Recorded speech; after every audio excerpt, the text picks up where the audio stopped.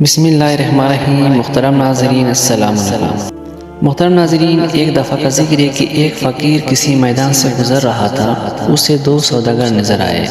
اس نے سوداگروں سے پوچھا، بھائیو کیا تمہارا اونٹ کھو گیا ہے؟ سوداگر خوش ہوئے اور بولے، تم نے دیکھا ہے کیا؟ فقیر نے کہا، کانا تو نہیں تھا اور دائیں پیر سے لنگڑا تو نہیں تھا۔ ان سوداگروں کو یقین ہو گیا کہ اونٹ اس نے دیکھا ہے، لہٰذا اس سے معلوم کیا جائے۔ وہ کہنے لگی، بھائی یہ حقیقت ہے، وہ کانا اور لنگڑا تھا، مگر وہ گیا کہاں؟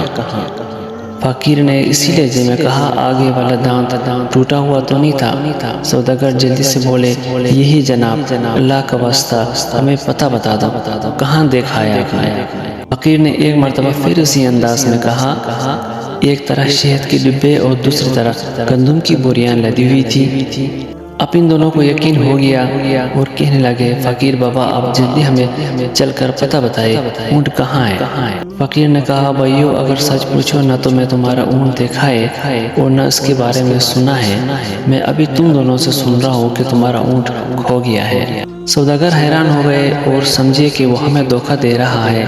دھمکی دے کر کہنے لگے، اسی اونٹ میں دوسرے سامان کے ساتھ ہمارے جواہرات بھی رکھے ہوئے ہیں، اگر تم نہیں بتاؤ گے تو تمہیں قید کرا دیں گے۔ فقیر نے کہا، بھائی مجھے دھمکی نہ دو، میں نے تمہارا اونٹ نہیں دیکھا ہے۔ اس پر سوداگر فقیر کو پکڑ کر قاضی کے پاس لے گئے۔ قاضی کو بھی فقیر نے وہی بات بتائی، جب تم نے اونٹ کو دیکھا ہی نہیں تو اس کے بارے میں اتنی صحیح باتیں کیسے بتا رہے ہو؟ قاضی نے تعجب سے پوچھا۔ فقیر نے مسکرا کر کہا، قاضی صاحب میری بات سن کر آپ ضرور شک میں مبتلا ہوں گے، لیکن میں آپ کو حقیقت بتاتا ہوں۔ جب میں گھر سے نکلتا ہوں تو آنکھیں کھلی رکھتا ہوں۔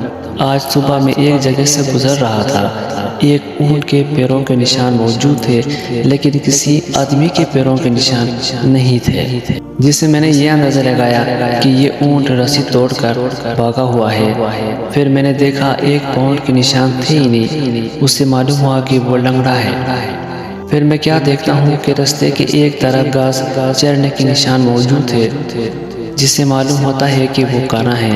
دانت کے ٹوٹا ہونے کا علم اسی طرح ہوا، اس نے جس پودے کو کھانے کی کوشش کی ہے اس کے کچھ پتے باقی رہ گئے تھے، اور سامان کا پتہ اس طرح چلا کہ ایک طرف چنجیوں کی امدورات تھی، جس سے معلوم ہوا کہ ایک طرف اناج ہے، دوسری طرف شہد کی مکھیاں تھی، جس سے معلوم ہوا کہ وہاں شہد ضرور ہوگا۔